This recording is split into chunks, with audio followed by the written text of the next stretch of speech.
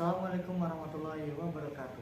Saya Khairul Anam, mahasiswa Universitas Islam Indonesia, jurusan Konsentrasi Pendidikan Islam dengan nomor NIM 219131042. Di sini saya akan menjelaskan tokoh ternama UI yang bernama Abdul Qahar Muzakir untuk memenuhi tugas mata kuliah Pemikiran Peradaban Islam. Mari saya jelaskan.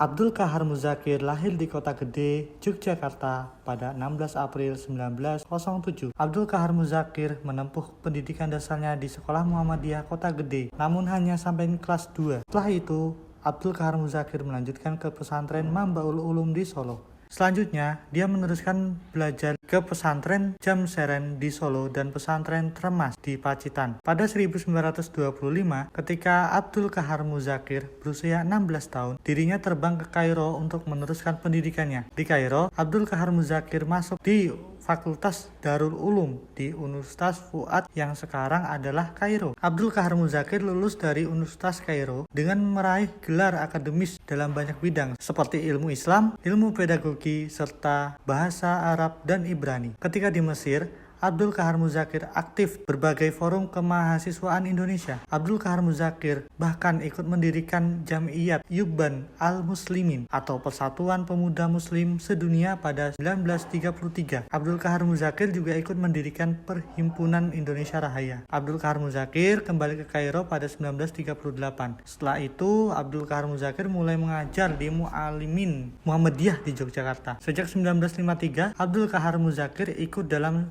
struktur pengurus besar Muhammadiyah sampai akhir hayatnya 2 Desember 1973. Abdul Qahar Muzakir tidak hanya berkontribusi di dalam negeri melainkan juga di luar negeri. Abdul Qahar Muzakir pernah dipilih sebagai Ketua Himpunan Indonesia Raya.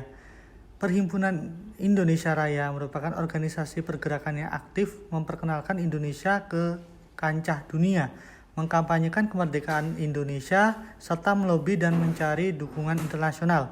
Bentuk perjuangan pergerakan yang dipimpin Qahar ini antara lain melalui siaran radio dan rapat umum. Abdul Qahar Muzakir juga mendirikan kantor berita Indonesia Raya. Tuntutan Indonesia bahkan disiarkan di media massa Timur Tengah. Abdul Qahar Muzakir diketahui bergabung di Partai Islam Indonesia bersama Profesor Rashidi, Kiai Haji Mansur, Profesor Farid Ma'aruf, dan Mr. Kasmat Bahuwinangun, dan Dr. Sukiman Wiljosanjoyo. Abdul Qahar Muzakir juga bergabung sebagai anggota Badan Penyelidik Usaha-Usaha Persiapan Kemerdekaan Indonesia atau BPUPKI yang dibentuk oleh Jepang. 2 bulan menjelang kemerdekaan, Abdul Qahar Muzakir menjadi komite BPUPKI bersama 9 anggota lainnya, termasuk Soekarno dan Hatta. Ia ikut menandatangani Piagam Jakarta. Kiai Haji Abdul Qahar Muzakir juga aktif dalam meningkatkan mutu pendidikan Islam di Indonesia. Bersama dengan Muhammad Hatta, dia merintis Sekolah Tinggi Islam atau STI pada tanggal 8 Juli 1945. Kelak, lembaga perguruan tinggi ini menjadi Universitas Islam Indonesia atau UI. Kiai Haji Abdul Qahar Muzakir merupakan rektor pertamanya. Dalam masa kepemimpinannya, kurikulum STI mulai mencontoh kurikulum Universitas Al-Azhar, Kairo, Mesir. Awalnya, STI berlokasi di Jakarta, ada pula asrama mahasiswa STI di Balai Muslimin, Jalan Keramat Raya. Akan tetapi, saat masa pertahanan kemerdekaan Indonesia, situasi di ibu kota menjadi kacau. Pasukan sekutu yang juga memboncengi Belanda menguasai Jakarta.